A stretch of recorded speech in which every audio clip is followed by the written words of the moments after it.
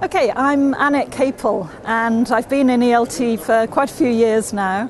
I started off as a teacher. I worked in Sweden for a number of years and then I worked in Spain.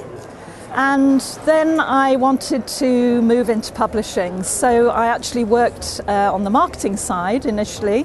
And then I worked as an editor at Heinemann and moved on to Collins, where I worked on the Capel project. Okay, well, the English vocabulary profile, you can go on the website to find out what it is and how it works. But we've basically spent up to 5 years looking at learner language and grading it according to the 6 CEFR levels. So we've used that information not to be prescriptive in any way, but to use it as a guide to what we think learners know.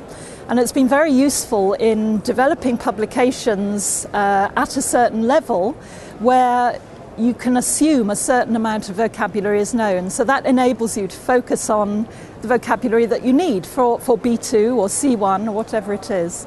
I speak a number of languages, and I would say that Swedish is my best one. I lived in Sweden, I studied Swedish at university before that, and it's a language I still use. And I also speak French and Italian, and I read a lot in those languages. Okay, teaching tips. Well, that would have to be vocabulary related because of my work.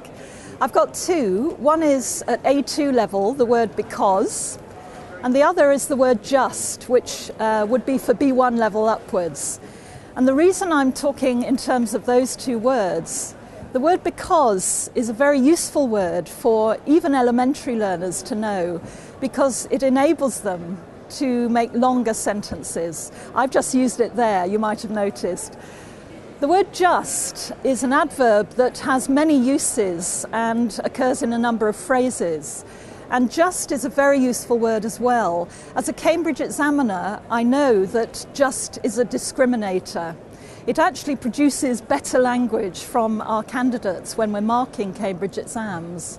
So the word just would be a magic word and a teaching tip to focus on in the odd 5 minutes at the end of a lesson.